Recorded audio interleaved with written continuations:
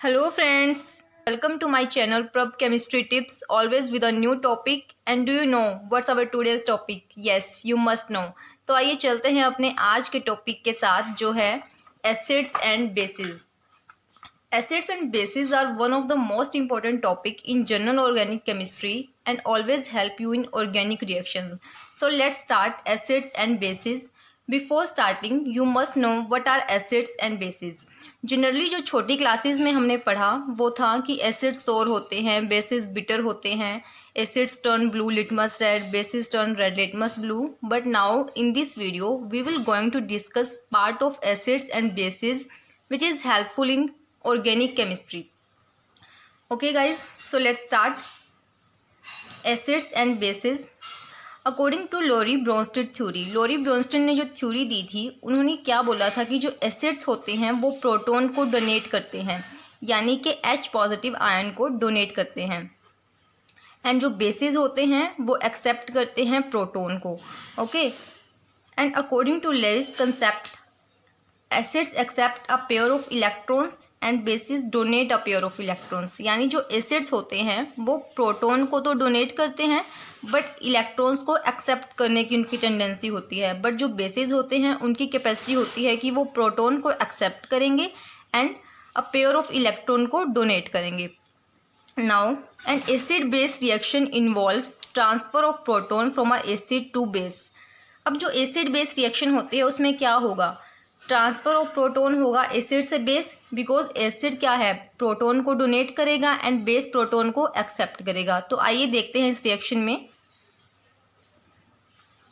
यहाँ पर रिएक्शन है, ये HCl हमने एसिड लिया है और वाटर को यहाँ पे बेस माना गया है. वाटर जो है वो act both as base and acid, दोनों की तरह एक्ट करता है. वाटर बेस की तरह भी एक्ट कर सकता है और एसिड की तरह भी. बहुत सारे आयंस हमारे पास ऐसे होते हैं जो एसिड की तरह भी एक्ट करते हैं एंड बेस की तरह भी एक्ट करते हैं, और उनको हम लोग बोलते हैं एम्फोटेरिक सब्सटेंसेस.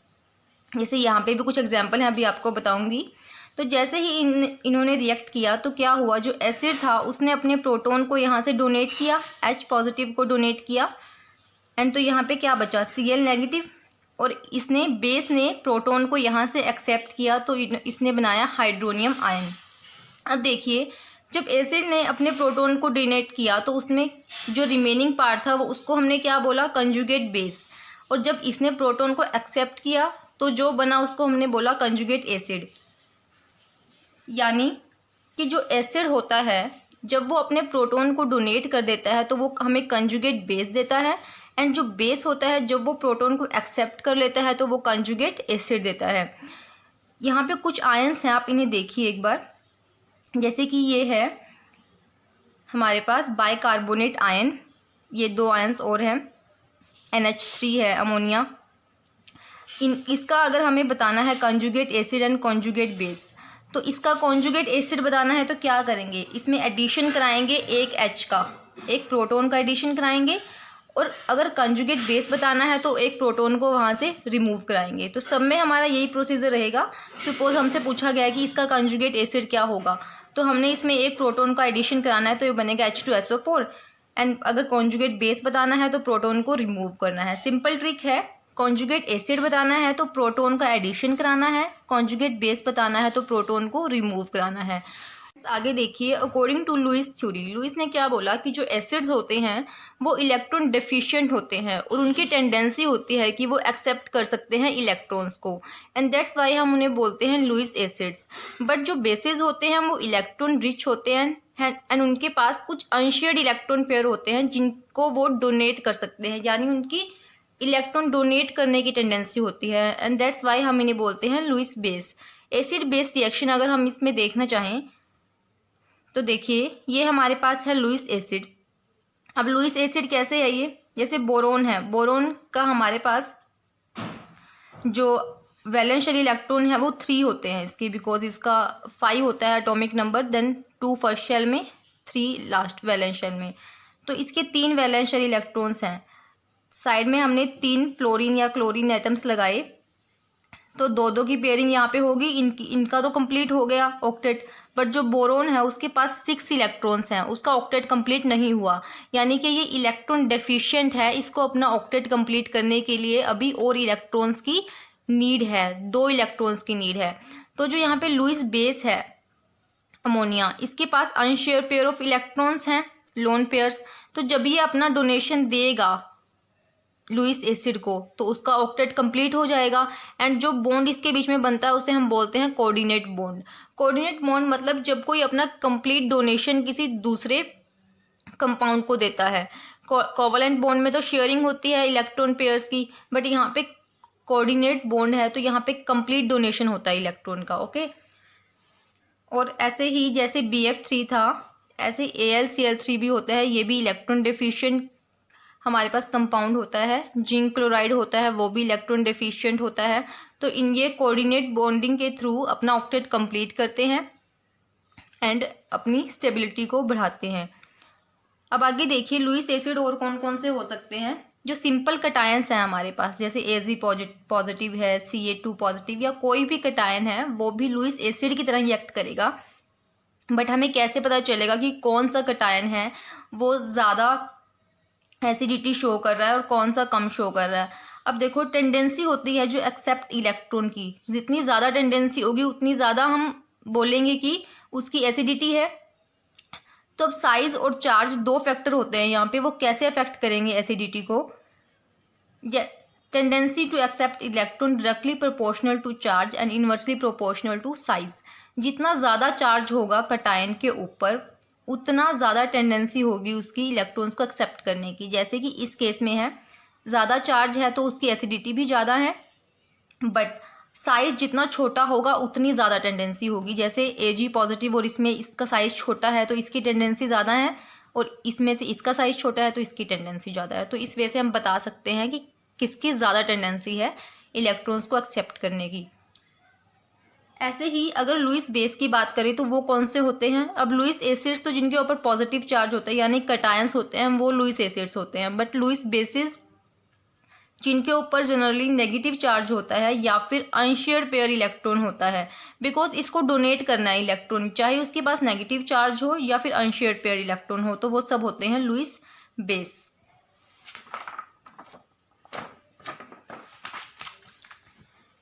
आगे देखिए न्यूक्लियोफाइल होता है और एक इलेक्ट्रोफाइल वर्ड होता है, आपने दोनों सुने होंगे ज़रूर।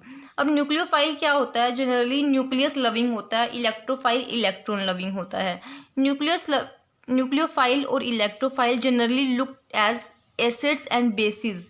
हम इनको एसिड्स एंड बेसिस की तरह देख सकते हैं, बट ये एक्चुअल में एसिड्स या बेस नहीं होते। देख क्यों सकते हैं हम इन्हें। न्यूक्लियोफाइल को हम कंसिडर कर सकते हैं लुईस बेस और इलेक्ट्रोफाइल को as Lewis acids, because nucleophile क्या होता है, वो एटम जिसके पास अनशेयर्ड पेयर ऑफ इलेक्ट्रॉन होते हैं। ये न्यूक्लियस लविंग होता है, इलेक्ट्रॉन रिच होता है, इलेक्ट्रॉन्स को डोनेट कर सकता है। एंड सिमिलरली बेसिस में भी ऐसा ही होता है, तो इसको दैट्स वाई हमने बेस कंसिडर किया है यहाँ पे। हैव नेगेटिव चार्ज और न्यूट्रल। न्यूक्लियोफाइल नेगेटिव चार्ज भी हो सकता है और न्यूट्रल भी हो सकता है। न्यूट्रल वो जिसके ऊपर अनशेयर्ड पेयर इलेक्ट्रॉन है यानी कि डोनेट तो वो तब भी करेगा। इन इलेक्ट्रोफाइल होता है इलेक्ट्रॉन लविंग, जिसके पास डेफिशिएंसी होती है इलेक्ट्रॉन की, पॉजिटिव चार्ज होता है ऊपर। Neutral with incomplete valence shell. Neutral होते हैं जो पॉजिटिव चार्ज भी होते हैं और जो न्यूट्रल होते हैं उनकी वैलेंस शेल इनकम्प्लीट होती है, जैसे मैंने आपको BF3 में दिखाया था, एल्यूमिनियम क्लोराइड में दिखाया था, जिंक क्लोराइड में दिखाया था। और जो कटायंस होते हैं वो भी इलेक्ट्रोफाइल होते हैं, बिकॉज टेंडेंसी होती है इनकी इलेक्ट्रॉन्स को एक्सेप्ट करने की। एक्चुअल में electrophile nucleophile acids base similar नहीं होते, बट इनको हम कुछ इस तरह से देख सकते हैं, बट एक्चुअल में ये सेम नहीं है। आगे देखिए स्टूडेंट्स, जो स्ट्रेंथ वाला कंसेप्ट है एसिड्स और बेस का, ये इतना इम्पोर्टेंट है, यानी इससे पहले वाला तो आपको एज अ बेस पता होना चाहिए, बट जो कॉम्पिटिटिव पार्ट्स में है वो इसकी स्ट्रेंथ ही पूछी जाती है। यानी हमें कुछ भी कंपाउंड्स दिए जाते हैं कि इसकी स्ट्रेंथ का कंपैरिजन करिए इस तरह से। तो आइए डिस्कस करते हैं कि हमें स्ट्रेंथ कैसे पता चल सकती है, किसकी एसिडिक स्ट्रेंथ ज़्यादा है या बेसिक स्ट्रेंथ ज़्यादा है। The strength of acids and bases, it is the extent of ionization of acid and base which measure its strength. ये जनरली क्या होता है, सिर्फ एक फैक्टर होता है कि आयनाइजेशन पे डिपेंड करता है। जितनी ज़्यादा आयनाइजेशन होगी उतनी ज़्यादा उसकी स्ट्रेंथ होगी, चाहे वो एसिड है चाहे वो बेस है। अब जो strong acids and base, strong acid जैसे HCl, H2SO4, बेसिस में आता है NaOH, ये स्ट्रॉन्ग होते हैं विच आयनाइज कम्प्लीटली, यानी जब हम इसको एक्वस सॉल्यूशन में डालकर इसका एक्वस सॉल्यूशन बनाकर इलेक्ट्रिसिटी को पास कराते हैं तब वो अपना आयनाइजेशन देता है। जैसे कि HCl है अगर, तो वो आयंस में कन्वर्ट होगा, H पॉजिटिव Cl नेगेटिव देगा, यानी इसका कंप्लीट जो है फर्स्ट वाला इसका अस्तित्व खत्म हो जाएगा और ये हमें आयंस देगा। NaOH है तो वो देगा Na पॉजिटिव OH नेगेटिव और कंप्लीट आयनाइजेशन देगा, यानी जो सब HCl हैं वो आयंस में कन्वर्ट हो जाएंगे, कोई भी HCl हमारे पास उसमें नहीं रहेगा।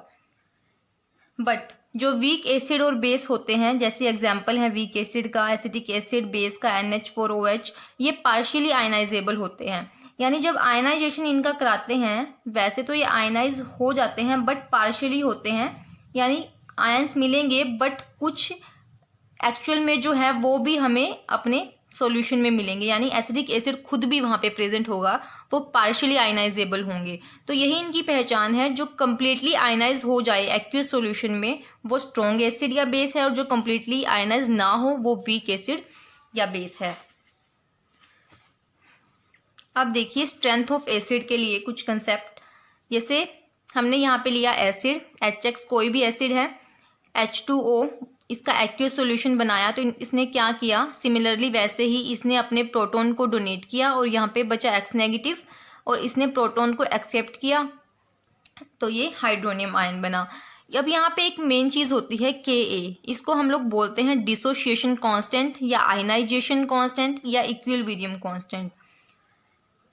ये आपको पता होना ही चाहिए कि ये डिसोसिएशन कांस्टेंट होता है। तो इसको हम कैसे लिखते हैं, जो भी हमारे पास प्रोडक्ट आया उसको हम ऊपर लिखेंगे एंड रिएक्टेंट को नीचे लिखेंगे। अब H2O जो है वाटर, इसको इसकी क्वांटिटी जो है वो काफ़ी ज़्यादा ली गई है, तो इसको हमने कांस्टेंट कंसिडर कर लिया एंड यहाँ पे इसको नहीं लिखा। जो स्ट्रेंथ ऑफ एसिड होती है वो डायरेक्टली प्रोपोर्शनल होता है Ka की वैल्यू के, यानी जो डिसोसिएशन कांस्टेंट है, जितनी ज़्यादा डिसोसिएशन कांस्टेंट की वैल्यू होगी उतनी ज़्यादा हमारी स्ट्रेंथ होगी एसिड की। ओके, तो अगर हमें कहीं पे भी सपोज Ka की वैल्यूज़ दी गई हैं कि एक Ka की वैल्यू 3 है, एक 5 है, तो ज़्यादा एसिडिक कौन सा होगा इसमें से, तो हम बता सकते हैं कि 5, जिसकी ज़्यादा Ka की वैल्यू है वो ज़्यादा एसिडिक होगा। अब एक और होता है pKa वैल्यू, जो pKa होता है वो क्या होता है, माइनस ऑफ लोगेरिदम Ka, यानी इसको ऐसे लिख सकते हैं Ka अब इन्वर्स में आ गया, तो Ka की वैल्यू अगर बढ़ेगी तो pKa की वैल्यू कम होगी, यानी सिंपल सा फंडा है कि जो pKa की वैल्यू है वो स्ट्रेंथ के इन्वर्सली प्रोपोर्शनल होगी, कि अगर pKa की वैल्यू बढ़ेगी तो स्ट्रेंथ ऑफ एसिड कम होगी, pKa की वैल्यू कम होगी तो स्ट्रेंथ ऑफ एसिड ज़्यादा होगी। ये एनालॉगस है pH के भी, pH को बिकॉज हम ऐसे लिख देते हैं ना, minus of logarithm H positive. अब pKa वैल्यू के लिए देखो एग्जाम्पल लिया है HCl और HF। HCl स्ट्रॉन्ग है एसिड और HF वीक एसिड है, तो इसकी pKa वैल्यू इतनी है और इसकी pKa वैल्यू इतनी है, तो कम pKa वैल्यू HCl की है तो ये मोर एसिडिक होगा और ये लेस एसिडिक होगा। और आयनाइजेशन कैसे देंगे, ये आयनाइजेशन ऐसे ही देंगे बट ये कम्प्लीटली आयनाइज होगा because it is strong acid, और ये पार्शियली आयनाइज होगा because it is weak acid.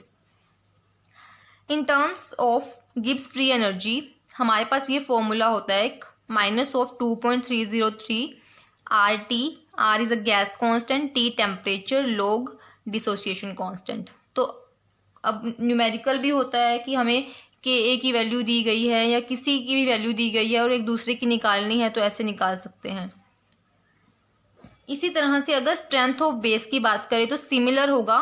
Base है हमारे पास जिसके पास अनशेयर्ड पेयर ऑफ इलेक्ट्रॉन है, बिकॉज बेस की टेंडेंसी होती है इलेक्ट्रॉन्स को देना। वाटर का एडिशन कराया, उसका एक्वस सॉल्यूशन लिया, तो रिएक्शन होगी, यहाँ पे BH मिलेगा हमें, ये यहाँ पे एसिड्स की तरह एक्ट कर रहा है ना, तो यहाँ पे ये डोनेट करेगा अपना H, प्रोटॉन को डोनेट करेगा और वो बेस के पास जाएगा एंड यहाँ पे OH नेगेटिव बचेगा। यहाँ पे हमने Kb लिया है, Kb की वैल्यू सिमिलरली वैसे ही लिखेंगे, प्रोडक्ट डिवाइड बाय बेस इसको नहीं लिया है वाटर को because it is taken in excess and considered as constant. Strength of base directly proportional होगी, के बी के इन्वर्सली प्रोपोर्शनल होगी पी के बी के, एंड सिमिलर वही प्रोसीजर रहेगा जो एसिड्स में था। ओके, पी के बी की value minus of logarithm K B. एक चीज़ और होती है, P K A plus P K B is equal to 14 because pH scale हमारा 14 होता है यू नो। तो आइए स्टूडेंट्स आगे चलते हैं कुछ इनके फैक्टर्स के साथ। अब अगर ऐसे कंपाउंड्स के हमें कुछ बताना है कि किसकी एसिडिक या बेसिक स्ट्रेंथ का कंपैरिजन करना है तो कुछ फैक्टर्स की नीड हमें होगी जिसकी हेल्प से हम लोग बता सकते हैं। तो फर्स्ट फैक्टर है हमारे पास resonance effect. Resonance effect you all know, delocalization of electrons, help in determine polarity of OH bond. तो पोलैरिटी ऑफ OH बॉन्ड की हेल्प से हम लोग इसमें बताएंगे कि किसका एसिडिक स्ट्रेंथ ज़्यादा है और किसका कम है। अब यहाँ पे जो हमें एग्जांपल दिया गया है इसमें pH वैल्यू के ज़रिए हम लोग आराम से बता सकते हैं बिकॉज जितना कम pKa वैल्यू होगा उतना ज़्यादा एसिडिक स्ट्रेंथ होगी। बट इसमें देखिए, इसमें हमारे पास फिनाइल ग्रुप अटैच है एंड इसमें CH3 ग्रुप अटैच है। So phenyl group is exerting electron withdrawing effect whereas alkyl group is exerting electron donating effect. Okay, ये इलेक्ट्रॉन विदड्रॉइंग यानी विदड्रॉ करेगा इलेक्ट्रॉन्स को, जैसे कि ये अपनी तरफ इलेक्ट्रॉन्स को विदड्रॉ करेगा और कार्बन के ऊपर इलेक्ट्रॉन डेंसिटी डिक्रीज होगी, ऑक्सीजन के ऊपर डिक्रीज होगी और ये अपनी तरफ इसको खींचेगा। तो ही ये इलेक्ट्रॉन विदड्रॉइंग ग्रुप अपनी तरफ विदड्रॉ करेगा इलेक्ट्रॉन्स को कार्बन से, ऑक्सीजन से कार्बन करेगा, देन हाइड्रोजन से ऑक्सीजन करेगा। तो ऐसे ऑक्सीजन की इलेक्ट्रोनेगेटिविटी ज़्यादा है हाइड्रोजन से, तो इलेक्ट्रॉन डेंसिटी का शिफ्ट जो है वो ऑक्सीजन की तरफ ज़्यादा हो रहा है यहाँ पे।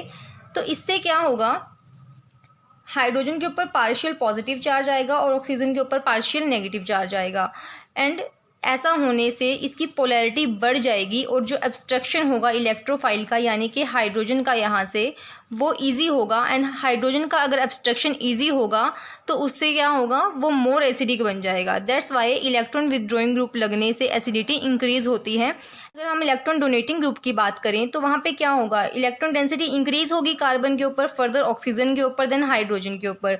तो हाइड्रोजन के ऊपर इलेक्ट्रॉन डेंसिटी इंक्रीज होने से इसका एब्स्ट्रक्शन ईजी नहीं होगा, इलेक्ट्रोफाइल ईजिली नहीं निकल पाएगा और अगर एब्स्ट्रक्शन ईजी नहीं होगा तो एसिडिटी डिक्रीज होगी। तो पोलैरिटी डिक्रीज हुई तो यहाँ से एसिडिटी भी हमारी डिक्रीज हुई due two electron donating group. अब बेसिक स्ट्रेंथ में अगर इसकी हम बात करें तो हमने एक एग्जांपल लिया है, यहाँ पे ये एनिलीन है और ये कोई एलिफेटिक अमाइन है।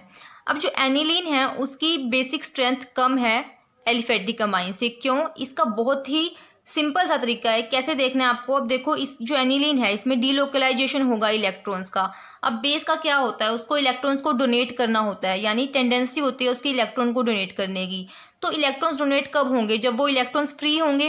बट यहाँ पे देखो डीलोकलाइजेशन हो रहा है इलेक्ट्रॉन्स का, स्टेबिलाइज्ड हो रहा है ये डीलोकलाइजेशन करके, यानी कि इसका ज़्यादा होल्ड है अपने इलेक्ट्रॉन्स के ऊपर और ये अपने इलेक्ट्रॉन्स इजीली नहीं दे पाएगा। और अगर ये अपने इलेक्ट्रॉन्स को इजीली नहीं दे पाएगा तो इसकी बेसिक स्ट्रेंथ क्या होगी, कम होगी ना। एंड ये एलिफेटिक अमाइन है, इसमें जो इलेक्ट्रॉन्स हैं एन के ऊपर वो फ्री हैं, यानी उसके पास कोई डीलोकलाइजेशन या कुछ नहीं है जिससे कि वो मोर स्ट्रॉन्गली होल्ड हो रहे हैं उसके साथ। तो इसकी बेसिक स्ट्रेंथ ज़्यादा होगी इससे, बिकॉज इसका अपने इलेक्ट्रॉन्स के ऊपर बहुत ज़्यादा होल्ड है और ये इजीली डोनेट नहीं होगा, बट ये डोनेट हो जाएंगे, तो इसकी बेसिक स्ट्रेंथ ज़्यादा है। इसका हम देख भी सकते हैं कि कैसे होगा। देखो, जब ये अपना डोनेशन देगा इसके ऊपर पॉजिटिव चार्ज आएगा, यहाँ पे negative separation of charge show करेगा, तो इसके रेजोनेंस स्ट्रक्चर बना सकते हैं। तो हमें क्या देगा, ये एनिलीनियम आयन देगा। ओके, आगे अगर अमाइंस और अमाइड्स में डिस्कस करें तो यहाँ पे भी अमाइंस की होती है, एलिफेटिक अमाइंस की एसिडिटी ज़्यादा बेसिसिटी ज़्यादा होती है, बिकॉज अमाइड्स में भी हमारे पास वही सिंपल केस है कि यहाँ पे डीलोकलाइजेशन होता है, रेजोनेंस शो कर रहा है ये। तो जैसे डीलोकलाइजेशन हो रहा है तो वो मोर स्टेबलाइज हो जाता है, उसका होल्ड ज़्यादा हो जाता है अपने इलेक्ट्रॉन्स के ऊपर और उसका डोनेट करना डिफिकल्ट हो जाता है। That's why amides have less basic strength than amines. Second हमारे पास फैक्टर है इंडक्टिव इफेक्ट। इंडक्टिव इफेक्ट आपने बहुत बार सुना होगा, एक होता है प्लस आई इफेक्ट, एक होता है माइनस आई इफेक्ट। तो जो एसिडिक स्ट्रेंथ होती है वो डायरेक्टली प्रोपोर्शनल होती है इलेक्ट्रॉन विदड्रॉइंग ग्रुप के और इनवर्सली प्रोपोर्शनल होती है डोनेटिंग ग्रुप के। तो ऐसे कैसे होता है पॉसिबल, देखिए जैसे इसमें हमारे पास इलेक्ट्रॉन डोनेटिंग ग्रुप है CH3 एल्काइल ग्रुप है, तो जैसे कार्बोक्सिलिक ग्रुप में हम इसे देखेंगे तो ये डोनेशन दे रहा है अपना इलेक्ट्रॉन डेंसिटी का, यहाँ पे इंक्रीज हो रही है, फिर यहाँ इंक्रीज हो रही है, ऐसे करके जो OH की पोलैरिटी है यहाँ पे वो डिक्रीज होती जा रही है। और जैसे OH की पोलैरिटी डिक्रीज हो रही है तो उसकी एसिडिक स्ट्रेंथ भी डिक्रीज हो रही है, बिकॉज जब इसको डोनेट करेगा तो ये बनेगा हमारे पास। एंड जैसे इलेक्ट्रॉन विदड्रॉइंग ग्रुप हमने लगाया तो वो अपनी तरफ विदड्रॉ करेगा, और जैसे विदड्रॉ करेगा पोलैरिटी OH बॉन्ड की इंक्रीज होगी और एसिडिक स्ट्रेंथ भी इंक्रीज होगी, और जब ये हमें H पॉजिटिव आयन देगा तो रिजल्टेंट हमारे पास ये होगा। पोलैरिटी इंक्रीज होने से क्या होता है कि जो S होता है उसकी टेंडेंसी बढ़ जाती है डिपार्ट होने की, ओके, कि वो इजीली डिटैच हो सकता है यहाँ से। अगर पोलैरिटी कम होगी तो वो इजीली डिटैच नहीं हो सकता, पोलैरिटी ज़्यादा होने से वो इजीली डिटैच्ड हो सकता है। अब अमंग हैलोजेंस देखिए इनका ऑर्डर क्या होगा। अमंग हैलोजेंस क्या होगा, ये इनका एसिडिक ऑर्डर होगा, यानी HI का सबसे ज़्यादा Br Cl F। तो यहाँ पे कौन सा फैक्टर सबसे ज़्यादा इफेक्ट कर रहा है, साइज इफेक्ट। जैसे ही हम लोग डाउन द ग्रुप जाते हैं, फ्लोरीन, क्लोरीन, ब्रोमीन, आयोडीन, तो साइज उसका बढ़ता है बट इलेक्ट्रोनेगेटिविटी डिक्रीज होती है। तो साइज बढ़ने से क्या होगा कि जैसे ही हमारे पास यहाँ से HI से H पॉजिटिव जाएगा तो यहाँ पे बचेगा I नेगेटिव, तो इसका साइज जितना बड़ा होगा वो इजीली एक्सेप्ट कर पाएगा इलेक्ट्रॉन्स को, दैट्स वाई इनका ऑर्डर ये रहेगा। और जितने ज़्यादा हमारे पास ये हैलोजेंस अटैच्ड होंगे, यानी हैलोजन क्या होता है, ये -I इफेक्ट शो करता है, यानी इलेक्ट्रॉन विदड्रॉ करता है अपनी तरफ, तो जितने ज़्यादा विदड्रॉइंग लगे होंगे उतना ज़्यादा एसिडिक स्ट्रेंथ होगी। इसमें एक F लगा है तो इसमें एसिडिक स्ट्रेंथ कम होगी एज कंपेरिजन टू जिसमें 2 फ्लोरीन एटम्स लगे हैं, और इसकी इससे कम होगी जिसमें 3 लगे हुए हैं, because electron withdrawing group increase acidity. Now look at base strength. Base strength directly proportional two electron donating group and inversely proportional two electron withdrawing group. Because base में हमें क्या चाहिए होता है, इलेक्ट्रॉन्स का कंसंट्रेशन चाहिए होता है एक पोजीशन पे जहां से वो अपने इलेक्ट्रॉन्स को डोनेट कर सके इजीली। इन गैस फेज इसका जो ऑर्डर होता है अमाइंस में वो होता है हमारे पास 3 डिग्री का सबसे ज़्यादा होता है, फिर 2 डिग्री का, फिर 1 डिग्री का। बिकॉज ऐसा क्यों होता है, बिकॉज जो इलेक्ट्रॉन डेंसिटी होती है वो इंक्रीज होती है एन के ऊपर, सो डोनेशन उसका ईजी हो जाता है। कैसे, जैसे ये 3 डिग्री अमाइन है, ये 2 डिग्री है, ये 1 डिग्री है। अब जितना ज़्यादा डोनेशन दे रहा है, ये एल्काइल ग्रुप्स डोनेट कर रहे हैं तो इलेक्ट्रॉन डेंसिटी उतनी बढ़ रही है इसके ऊपर, तो डोनेशन ईजिली होगा, डोनेट करने की टेंडेंसी बढ़ेगी और ईजी डोनेट हो पाएगा। और इसमें कम बढ़ रही है, इसमें और भी कम बढ़ रही है, तो जितने अल्काइल ग्रुप्स अटैच होंगे उतनी ज़्यादा इलेक्ट्रॉन डेंसिटी होगी एन के ऊपर और डोनेशन भी उतना ईजी होगा। बट अगर एक्वियस फेज की बात की जाए तो ये ऑर्डर रिवर्स हो जाता है, बिकॉज इन एक्वियस फेज जो 3 डिग्री अमाइन होता है वो हाइड्रोजन बॉन्डिंग में इतना पार्ट नहीं ले पाता, बिकॉज उसके पास सिर्फ एक H एटम होता है। बट अगर 2 डिग्री की बात करें तो उसके पास 2 होते हैं, 1 डिग्री में 3 होते हैं, तो वो ज़्यादा हाइड्रोजन बॉन्डिंग में बना के स्टेबल दे सकता है हमारे पास कंपाउंड, इसलिए यहाँ पे 3 degree less basic strength show करता है। थर्ड फैक्टर हाइब्रिडाइजेशन है। We have is hybridization. So जो s ऑर्बिटल होता है उसकी हाई इलेक्ट्रोनेगेटिविटी होती है p से, तो जैसे sp होता है, sp2, sp3, इसमें 50% s करेक्टर है, इसमें फिर कम है, इसमें उससे भी कम है। तो जितना ज़्यादा s करेक्टर होगा इलेक्ट्रोनेगेटिविटी भी उतनी ज़्यादा होगी, और जितनी ज़्यादा इलेक्ट्रोनेगेटिविटी होगी उतना वो ज़्यादा अपनी तरफ इलेक्ट्रॉन डेंसिटी को अट्रैक्ट करेगा और उतना ज़्यादा ईजी होगा कि वहाँ से H एटम रिमूव हो पाएगा। जैसे कि इनका कंपैरिजन हम लोग देखेंगे, इसमें sp हाइब्रिडाइजेशन है, इसमें sp2 है, इसमें sp3 है, तो इसका ऑर्डर एसिडिक स्ट्रेंथ का ये रहेगा, बिकॉज इलेक्ट्रॉन हाइब्रिडाइजेशन sp होने से उसकी इलेक्ट्रोनेगेटिविटी ज़्यादा है, तो वो इजीली उसको अट्रैक्ट कर पा रहा है इलेक्ट्रॉन डेंसिटी को, और H का निकलना वहाँ से ईजी हो रहा है, और H का निकलना ईजी हो रहा है तो वहाँ पे एसिडिक स्ट्रेंथ बढ़ रही है। नाउ बेसिसिटी का ऑर्डर देखिए। अब इसमें देखो यहाँ पे हमारे पास एक पिरिडीन है, एक एलिफेटिक अमाइन, कोई भी एलिफेटिक अमाइन हो सकता है। तो पिरिडीन में क्या है, जो इसके लोन पेयर्स हैं वो किससे अटैच्ड हैं, sp2 कार्बन, sp2 हाइब्रिडाइजेशन है इसकी यहाँ पे, बट इसमें कितनी होती है sp3। अब sp2 हाइब्रिडाइजेशन होने से क्या होगा, जो अनशेयर्ड इलेक्ट्रॉन है इसके ऊपर, इसका होल्ड ज़्यादा होगा, यहाँ से होल्ड ज़्यादा होगा तो वो इजीली डोनेट नहीं हो पाएगा। दैट्स वाई एलिफेटिक अमाइंस की बेसिसिटी ज़्यादा होगी, जो हमने पहले भी देखा था अमाइंस की बेसिसिटी, और इस फैक्टर हाइब्रिडाइजेशन फैक्टर के बेसिस पे भी उसे बता सकते हैं।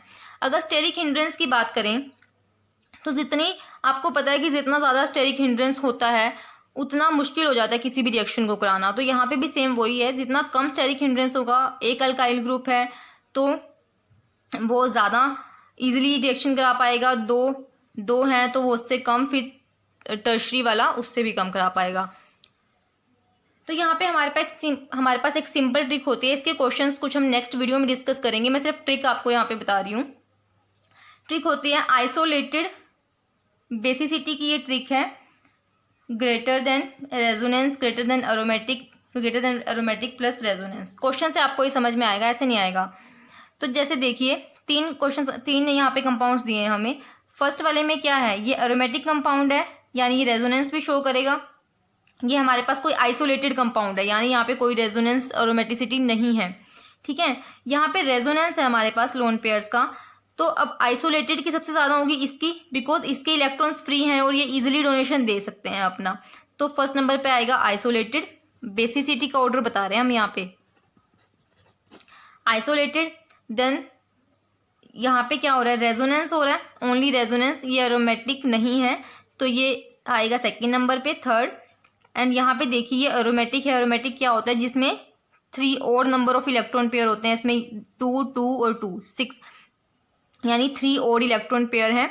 तो यहाँ पे एरोमेटिसिटी भी है, रेजोनेंस भी शो करेगा, तो ये हमारे पास आएगा लास्ट नंबर पे, यानी इसका ऑर्डर होगा हमारे पास ये। ओके स्टूडेंट्स, अब तक जो हमने पढ़ा ये आप लगाइए कि एक ट्रेलर था। नेक्स्ट